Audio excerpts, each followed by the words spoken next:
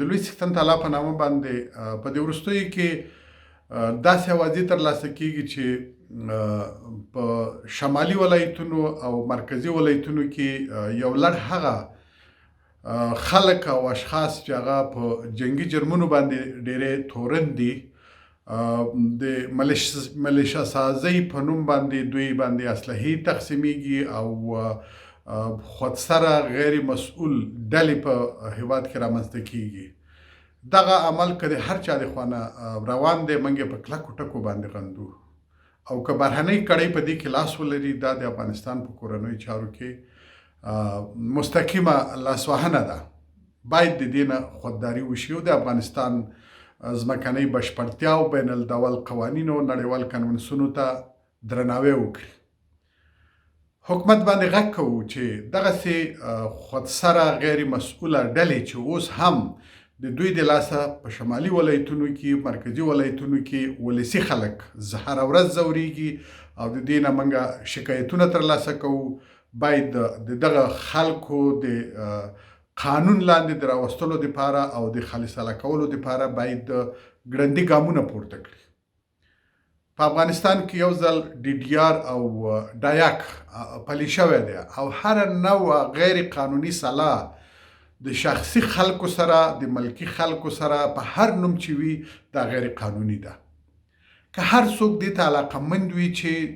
د تروریستانو سره د ترهګرو سره جګړه وکړي نو مهرباني دې وکړي د پولیسو او د ملي اردو او د ملي امنیت په لیکو کې دې ځانونه تنظیم کړي. نه دا چې په خپل سر باندې یو ځل بیا د قدرت جزیرې رامنځته شي او د 90مې لسیزې په توګه باندې یا د 90مې لسیزې هغه تصویر مو چې تر اوسه پورې لا د مغز نه دی خوا شوی یو ځل بیا راتازه کړي. موږ د دغسې ملیشو جوړونه په کلکو ټکو باندې غندو. د حکومت نه د نړیوالو نه د ملګرو ملتونو نه غوښتنه کوو چې د دغسې ملیشیا سازۍ او د ملیشیا جوړولو مخه ونیسي. موږ په دې باندې پوهیږو چې دغه ملیشیا جوړونه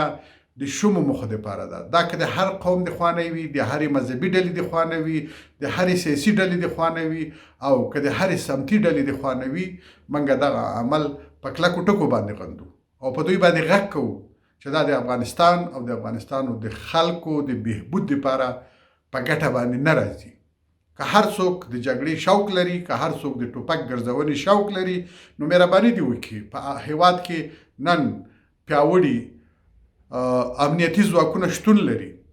د هغې په لیکو کې د ځان تنظیم کړي. که څوک د ترهګرو په وړاندې جګړه کول غواړي که څوک د بهرنیو تیرویو په وړاندې باندې جګړه کول غواړي نو مهرباني دې وکړي د دغه امنیتي ارګانونو په صفونو او په لیکو کې د ځانونه تنظیم کړي. موږ په هغو سیاسي ډلو ټپلو او په هغو جنګي ډلو ټپلو باندې یو ځل بیا غږ کوو چې نور د خدای دپاره د دغه مظلوم ملت نه د دغه مظلوم ملت په سر باندې په سودا کولو او د شخصي ګټو نه تیر شئ. د ولسي ګټو ته او ملي ګټو ته درناوی وکړئ. که ثروت و که قدرت و که جنګ سالاري وه که وژنه وه که قتل و که غصب و که هر بد کار و همدغو نه کفایت کوي. اوس هم ولس آماده ده چې تاسو وبخي خو که تاسو د بدو کړنو نه لاس واخلئ تر هغې پورې چې تاسو د ولس سره تعهد نه وي کړی او توبه هم نه وي ویستلي چې نور به د شخصي ګټو او د دغسې ناروا کړنو نه لاس اخلو تر هغې پورې به ولس او د جنګ قربانیان هیڅکله تاسو ونه بخي او ضرور به یو ورځ تاسو د